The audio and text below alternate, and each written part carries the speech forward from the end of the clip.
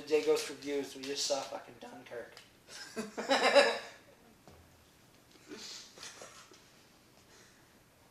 This is what we thought of it. We didn't quite like it as much as everybody else's. I didn't like it at all. We're not blowing Nolan here. It was a 2-hour long action scene. Yes. Nothing to it. And which it wasn't even that visually stunning.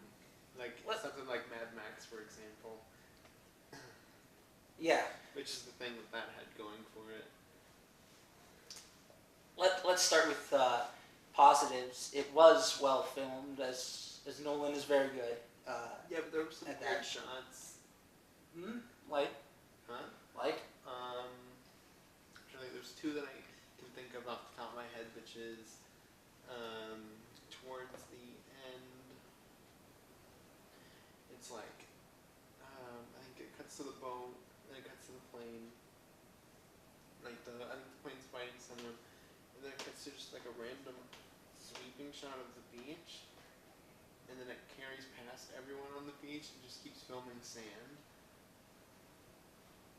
And then it cuts back to the plane, and I was just like, that's really weird. That they should have cut that earlier, if they kept it in general. And the ending was really weird. The very last shot. Yes, I will agree on that. I will agree.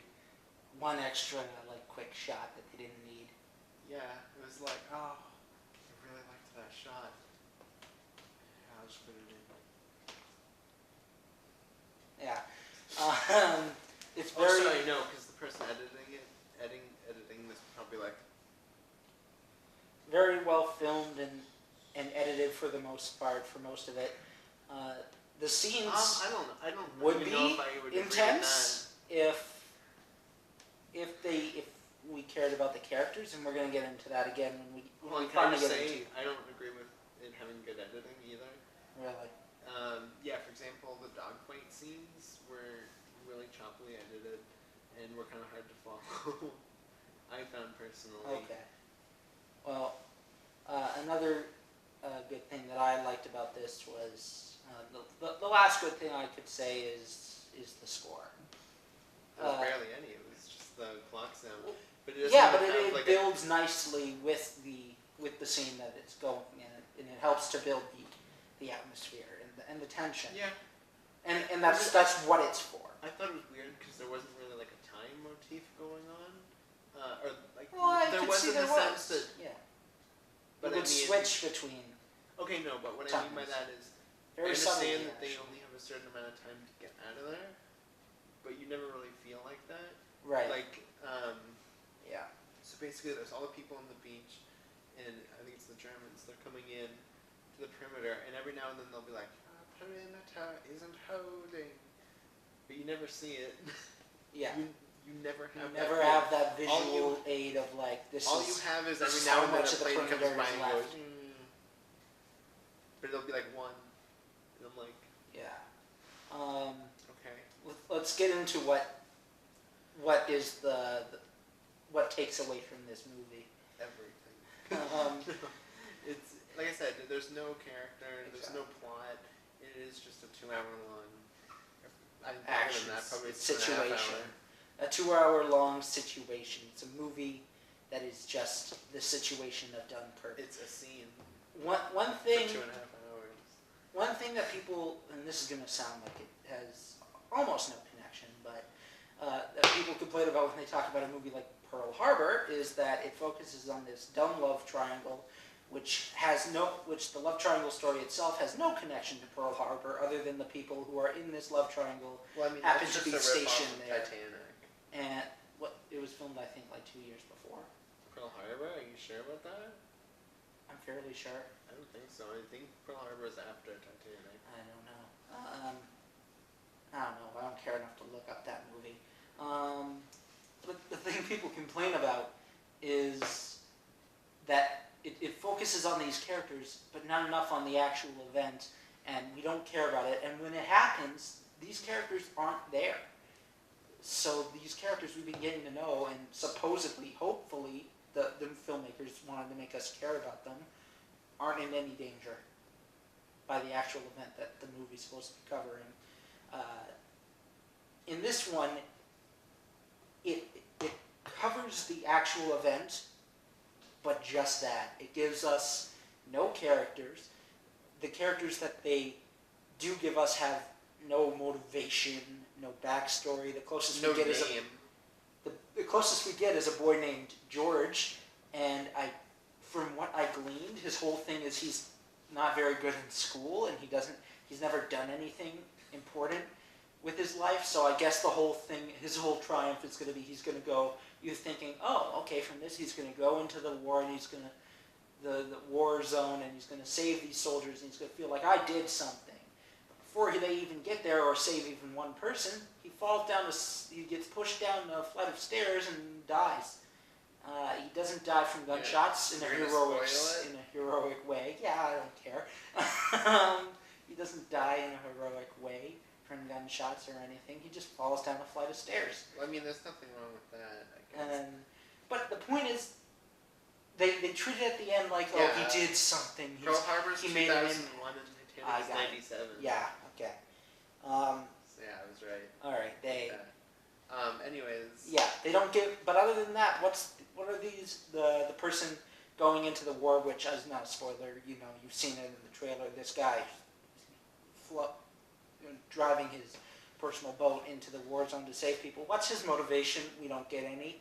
His son died in the war. Oh yeah. He's the only character that has backstory. Oh really? Which is they say it. That's the reason why he understands how a plane attacks you. What? I didn't write it. No, so I think 5 minutes into the movie, the main character, I don't know who he is, and half the time I didn't even recognize him. Yeah. He shows up to the beach where everyone is, and there's supposedly 400,000 people, and everyone is completely silent. And my immediate thought is, wow, this really takes me out of the movie, because there are 400,000 people standing here, and everyone's just like... No, yeah, the intensity of the scene, and they're all like complete straight lines. I don't mean like that. I Like- mean, no, because nothing's happening at this point. But no Right. one's saying anything. You know, that you would have like maybe like two people like sitting next to each other, like Panicked, talking, you know, like this what is like really scary. Are we gonna make it home? No, everyone's just like every single file, extremely disciplined, completely still, no sound, and yeah, completely attracts from the intensity. after a while, I can't recognize the bodies from the regulars. Wait, was that a line? No. Oh. Okay. And yeah, but they don't give us any of these characters. They don't give us anything of a personality or backstory or something that they're fighting for, or some of the reasons why they're doing this. So we don't care whether they make it out or not. So when they die, it's just like Faceless Soldier 1 dies. I didn't know who anyone was. Right. They don't give us the names soldiers either, so that it's you followed Faceless that were Soldier. from the beach. I didn't recognize them. Whenever they showed up, I'm like, I think that's them. Is it not? I don't know. It's just Faceless Soldier dying, Faceless Soldier 2. Who are these people? Oh, they're dead. Which is funny because usually my biggest problem with Do I Christopher care? Nolan No. is he's too wordy. He has too many He speeches. explains and he goes too far into it. And he analyzes his own work. Analyzes it. But at with- least through with the that, dialogue. like, there's stuff There's to latch something. onto. There's stuff And to this say, everyone's point out just and go like- like, well, I care about it. At least I know what everything is. I know why everything is happening, and I know And then why you get Tom why I Hardy, who care. once again you'd think he would learn, has a mask over his face, like that, and I have no idea what he's saying. Tom hardly Don't steal my speaks joke. is his joke. Yes, Tom hardly speaking. Hardly speaking. That's my joke in the theater. Yeah, that's the biggest problem with this, and I've seen reviews before that say this movie is good, and the only thing that's wrong with this is that the characters don't have much motivation or backstory. Even if, and I know you don't agree, even if you agree with that, even if you say the only thing wrong with this is that the characters who are dying and going into battle have no motivation and no backstory and mostly no names that we know of. That is everything. That takes away everything because we're watching this disaster and these people dying and we don't give a shit. Can I bring up something? Because we don't know them. It ruins everything. Can I bring up something? Right which is what we talked about on the way here, which is Mad Max Fury Road.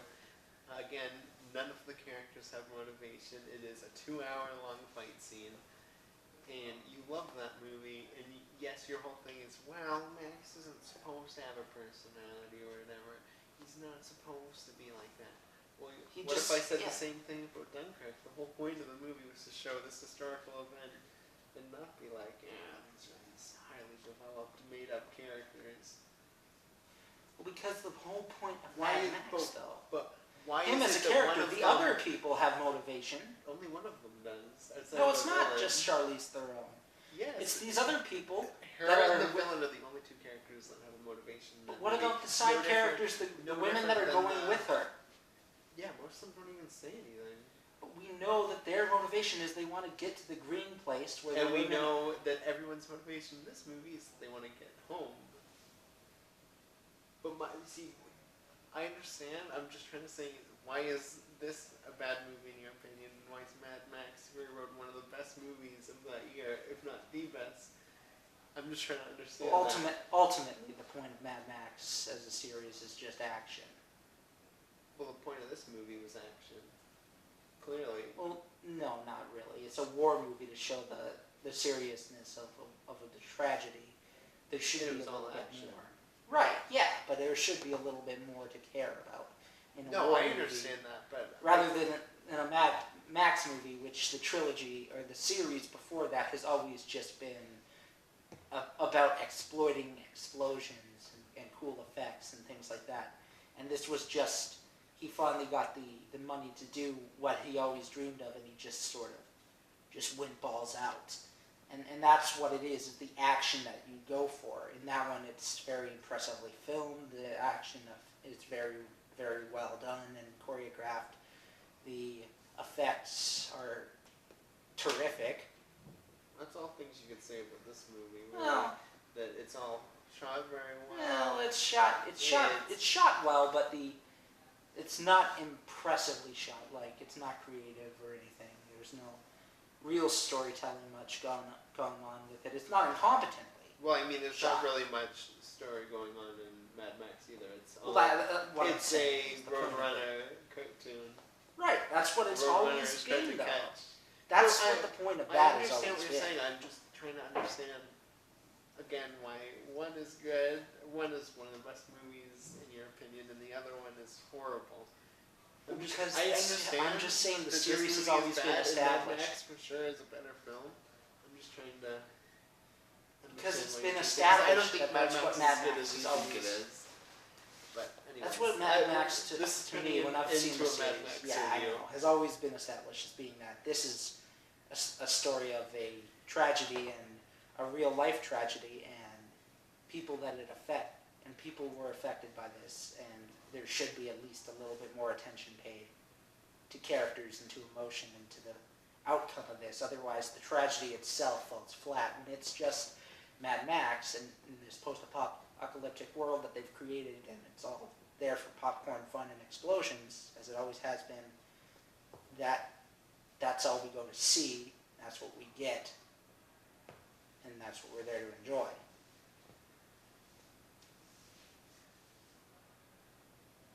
You understand? Yeah. No, I understand. Okay. I'm just asking because that's my biggest problem with that movie too.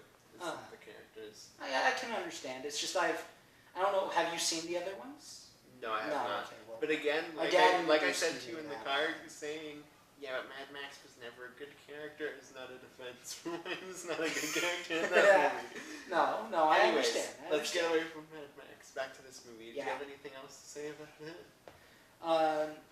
No, that's just it. In a movie about this, when there's supposed to be a tragedy that affects a country. Well, I think I think should have more characters. And if I you think don't the have fact that's that everything. we talk more about Mad Max in this movie kind of shows just kind of how boring This movie was. does get like long and drawn out. Yeah, about half an hour into this movie, I was like, oh my god, this is gonna be 2.5 hours. And Towards the end, I was just closing so my eyes. I nervous. missed nothing. There was a part, probably about a good 20 minutes, where I was more focused on what color Starburst I was taking out of the package for the movie, and I was trying to use the light off of the screen to like see into it. But it's a war movie made by Chris Nolan, so it's just saturated and you couldn't see.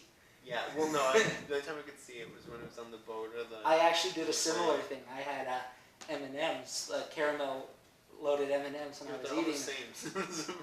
And anyway, yeah. But the point is, I was looking at the M&M and I was eating into it. I'm trying to perceive the caramel filling using the lighting, and I'm just, I couldn't. And that was my whole thing. I'm just trying to see like the caramel inside, see how full it was. But my whole thing was trying to see what flavor I was getting for Starburst. Yours was just how much caramel is. yeah. But that's how boring it was. Is I was just looking at the caramel, trying to perceive it. That's one of the funniest things I've ever heard. Yeah, this movie falls flat. It does a bunch of things well, but its main characters the characters that it uses, they give I it agree nothing it doesn't and have everything. characters because again, Right. no one's given names. And everything just, because of that, everything just falls flat. All of the good stuff it does just completely is washed away. Yeah. And Like, you know what? People complained about Rogue One for you didn't remember any of their No. names. yeah, but at least they Which I gave agree- them names. Which I agree with. At least they gave them names. No, I and walked they out gave the them first time and personality. was like, okay, I remember half the characters' names. And the second time, I was like, okay, I'm down. I remember every character's name in this movie. Which, again, is still a problem with that movie. But I'm just saying, with this one, I don't think any of the characters even are given Had names. one to Outside begin of George. Yeah. No, the guy who has the boat, they do say his name maybe twice, but I don't remember what it If was. you'd see it a second time, you would probably hear his name if Probably you were not. looking I'd for probably it. still be bored and would be Yeah. Actually, no, because I'll Yeah. probably never watch this movie. But why would you? At least Rogue One was fun and entertaining, and you could watch it. Well, and Rogue One has a lot of problems. Has its own problems, yes, but But you can watch and not I'd get bored. watch Rogue One 8 million times before I watch Right, this movie. you'd rewatch Rogue One easily. You'd be like, yeah, I'm down for that. Rewatching Dunkirk? I liked the robot guy and the blind guy. That's two characters I like. The rest of the characters aren't too great in that movie. No, yeah. But like, I had fun watching it. This one, No.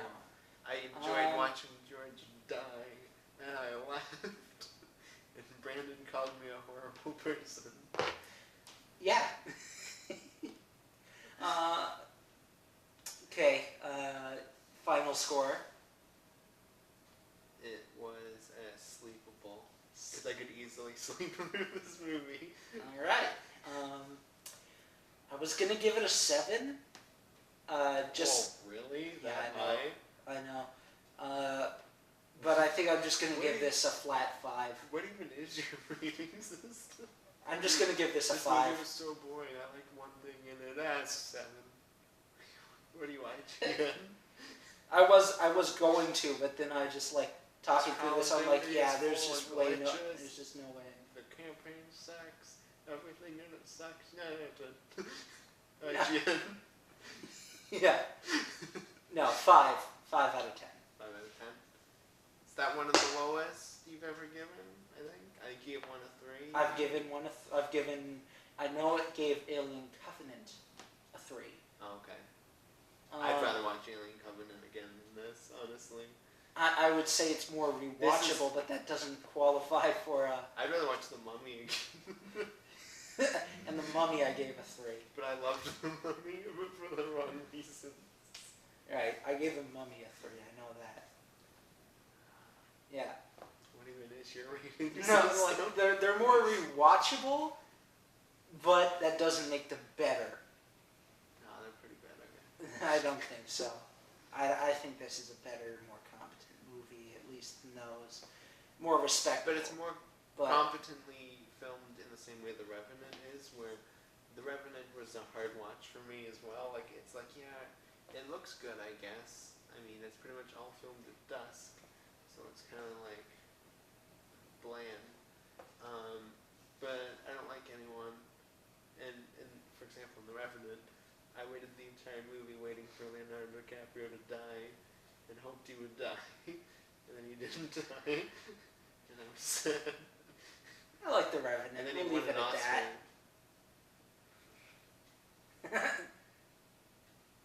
All I have to say is when your movie starts out as a realistic historical film and then you steal a scene later on from The Empire Strikes Back, you have failed as a filmmaker and should not get work.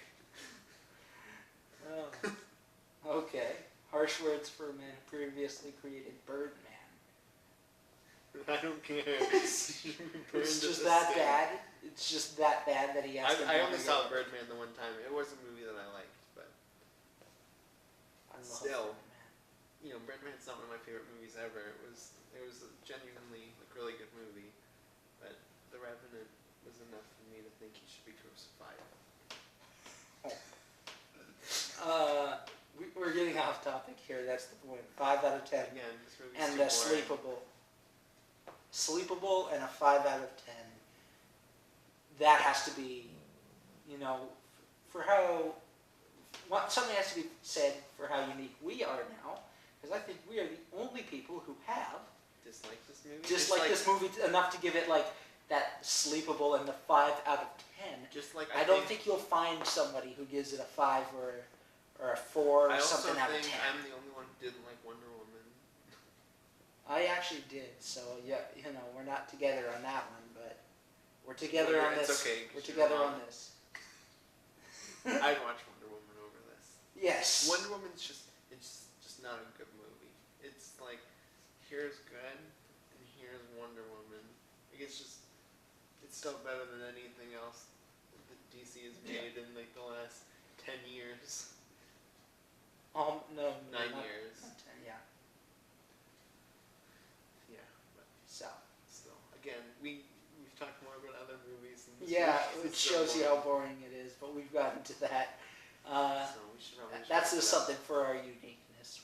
You will probably never see somebody give it a 5 out of 10 or whatever equivalent that is. No, yeah, that's the thing.